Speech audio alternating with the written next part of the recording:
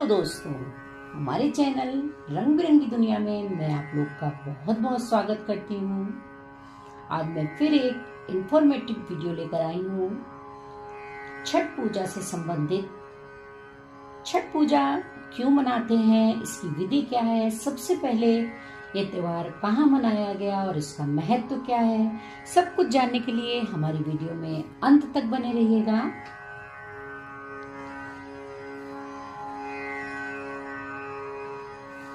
छठ पूजा हिंदू धर्म का एक प्रमुख त्योहार है। इसे मुख्य रूप से बिहार, झारखंड, उत्तर प्रदेश और नेपाल में मनाया जाता है। ये पर्व सूर्य देवता और छठी मैया को समर्पित है। छठ पूजा के 4 दिनों के अनुष्ठान में तीसरे दिन डूबते हुए सूर्य को अर्घ दिया जाता है। इस दिन का उद्देश्य सूर्य देवता और उनकी पत्नी प्रत्युषा को समर्पित है। छठ पूजा का आरंभ कार्तिक माह के शुक्ल पक्ष की चतुर्थी तिथि को नहाय खाए की परंपरा के साथ शुरू हो जाता है। यह पर्व 4 दिनों का चलता है। दूसरे दिन खरना की रस्म की जाती है और तीसरे दिन यानी कार्तिक माह के शुक्ल पक्ष की षष्ठी तिथि को डूबते हुए सूर्य को अर्घ देकर छठ पूजा की जाती है। छठ पूजा के चौथे दिन सप्तमी तिथि को उगते हुए सूरज को अर्घ देने के साथ ही छठ पर्व का समापन हो जाता है। तो आइए जानते हैं इसका महत्व क्या है।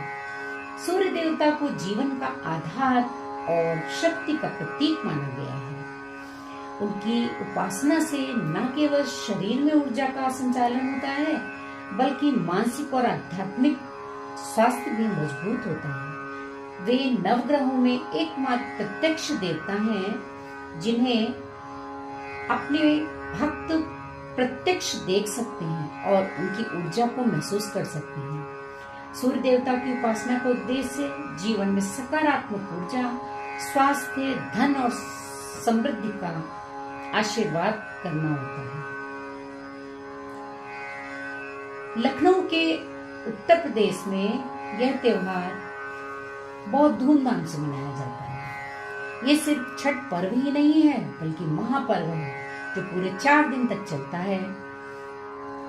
पहली बार चैत्र में और दूसरी बार कार्तिक में।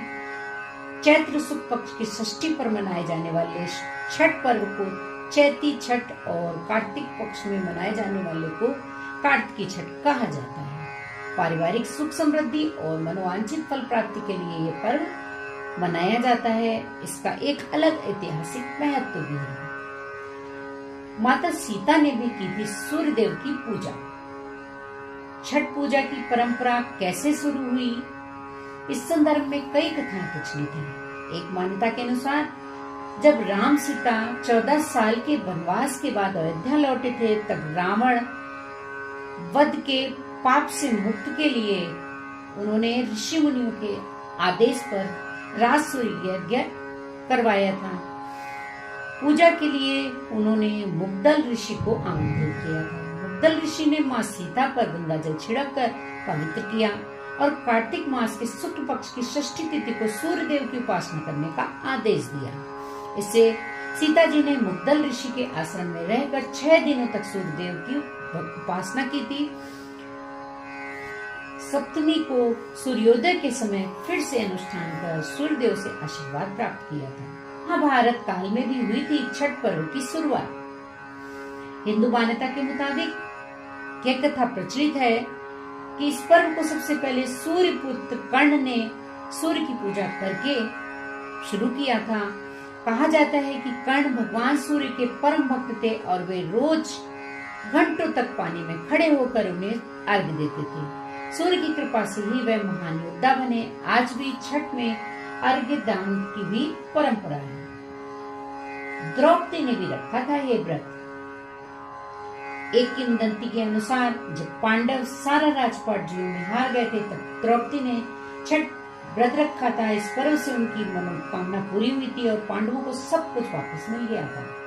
लोक परंपरा के अनुसार सूर्य देव और छठी मैया का संबंध भाई बहन का है, इसलिए छठ के मौके पर सूर्य की आराधना फलदायी मानी जाती है।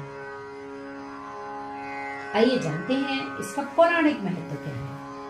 पुराणों के अनुसार प्रिय व्रत नामक एक राजा की कोई संतान नहीं थी। उसके लिए उसने हर जतन कर डाले, लेकिन कोई फायदा नहीं हुआ।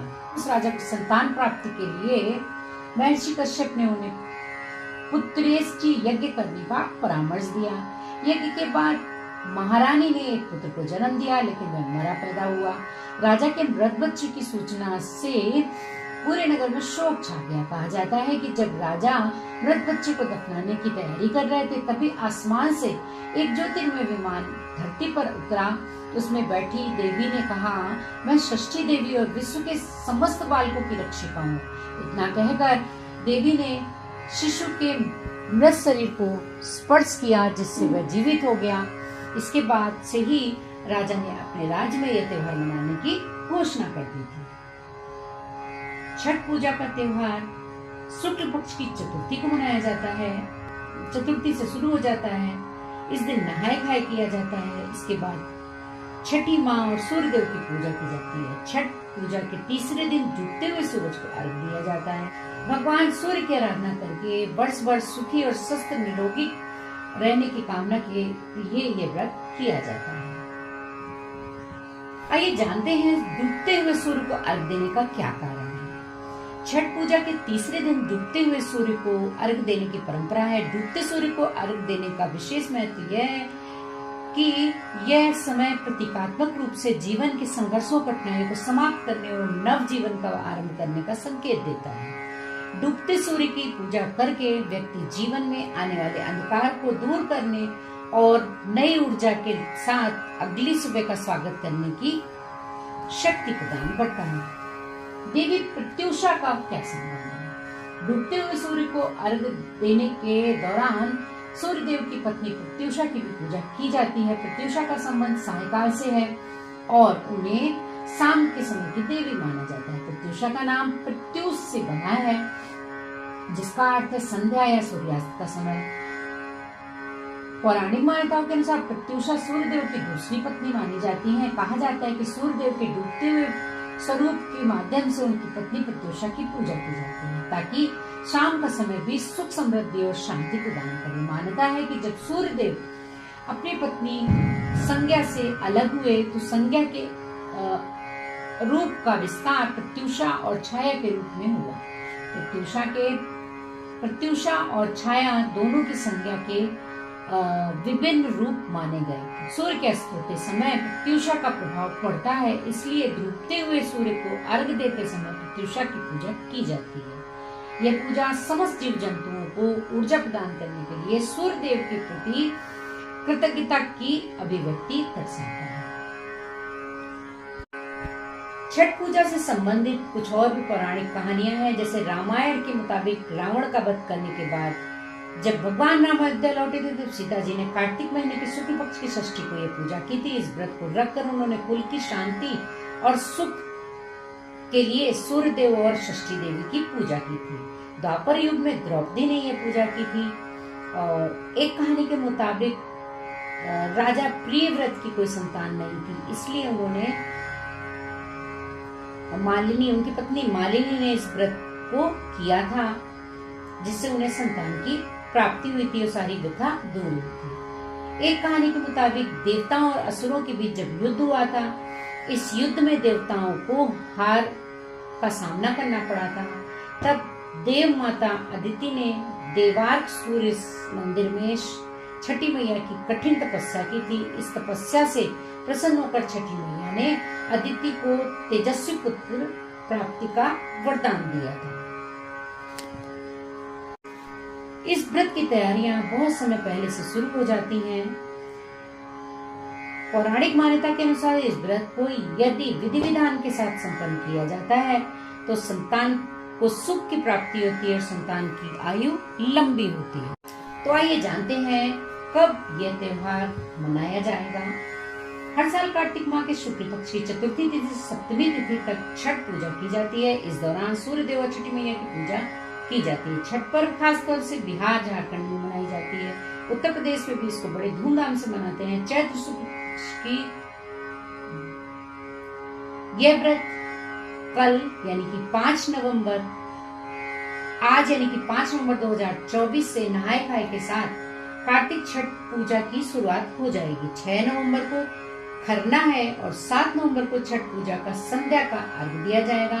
8 नवंबर को उगते हुए सूर्य को अर्घ दिया जाएगा। इसके बाद व्रत का पारण होगा।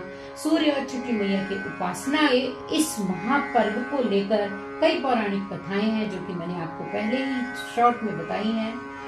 तो आई होप आप लोग को ये छोटी सी वीडियो पसंद आई होगी। ऐसी इन्फॉर्मेटिव वीडियो को सुनने के लिए और देखने के लिए हमारे चैनल रंग बिरंगी दुनिया में आप आते रहिएगा। और अगर अभी तक आपने चैनल को सब्सक्राइब नहीं किया है तो प्लीज हमारे चैनल को विद बेल आइकन सब्सक्राइब जरूर कर लीजिएगा। छठी मैया का आशीर्वाद मिले, घर आंगन खुशियों से खिल जाए। इस पावन पर्व पर सबके घर में सुख समृद्धि और खुशहाली आए। जय हो छठी मैया की, जय हो सूर्य